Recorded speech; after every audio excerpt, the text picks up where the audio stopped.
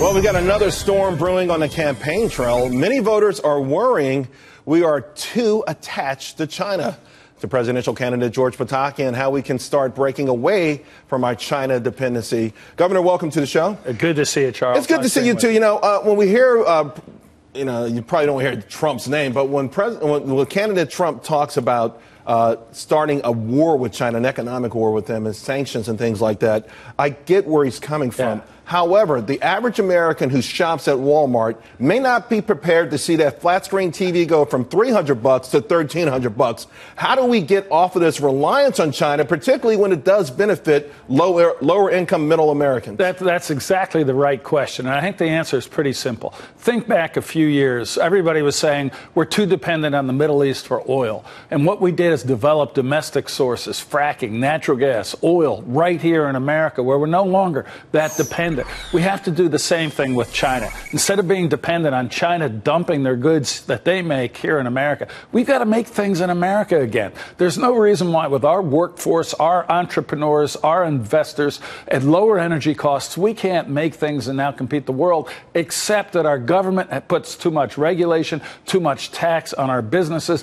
Disengage from China, make things in America, grow America, we'd all be better off. And if the irony, of course, of this is that China has been working overtime trying to duplicate our economy. They're trying to get a domestic-led economy where they're buying all the watches, they're buying all the cars. That used to be America. That is, and it's got to be America again, and it can be. Not just because of what you were saying about how we're overly dependent on goods from China, but we can't count on China. They are the ones who engaged in the cyber warfare that breached into our highest cyber security network. They have tens of thousands, hundreds of thousands, millions of classified email documents about Americans that they're not using to help America. They're using it to help themselves. And by the way, Charles, I think they have every one of Hillary Clinton's emails when she was Secretary of State. The American people don't. China does. Hillary should be not just investigated, but charged with having broken a crime, created a crime. But we have got to disengage from China. You know, Governor, with respect to Hillary, a view that said a month ago,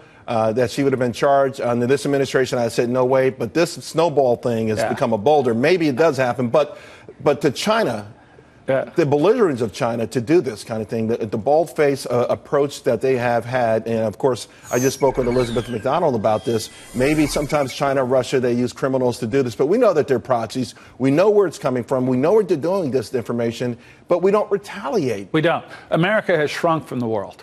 This administration has abdicated America's leadership role. So it's being filled by China, it's being filled by Russia, and it's being filled by radical Islam. Europe isn't going to lead. Russia and China don't share our values. So when America retreats, who can lead? Who can defend the rule of law? Who can defend human rights? There's no one but us. And that doesn't mean having soldiers fighting all over the world. It does mean standing up diplomatically, economically, against a country like China. You know, there's one thing about this economic battle that obviously we're all concerned about, but I'm worried about a real physical military encounter with China, maybe China and Russia in tandem, somewhere within the next decade. If you look at what's happening with these man-made islands, with these joint ventures, and also the inability, you talk about boots on the ground. Do we have the stomach to be the sheriff of the world anymore? We shouldn't be the sheriff of the world, but we should stand with people who are on our side, who are like... Yeah, but we've watched Christians get beheaded in the Middle East, and we've done nothing. We've done zero. Egypt is fighting against ISIS right now, and we are keeping them at arm's length. We should be embracing them. The UAE is fighting now in Yemen. They've captured Aden from Iranian-backed radical Islamists. We do nothing to help them. We should be helping the Yazidis. We should be helping the Kurds, we should be helping the Sunni, not with our troops necessarily, although if need be, I'd do that, but with direct training, with the Kurds, support. I mean, golly, what they've done is just, I tip my hat to them. You talk about them, and with the idea we can't help them. Before I let you go, though, got to talk about the latest polls. They've been coming in. These non-politicians.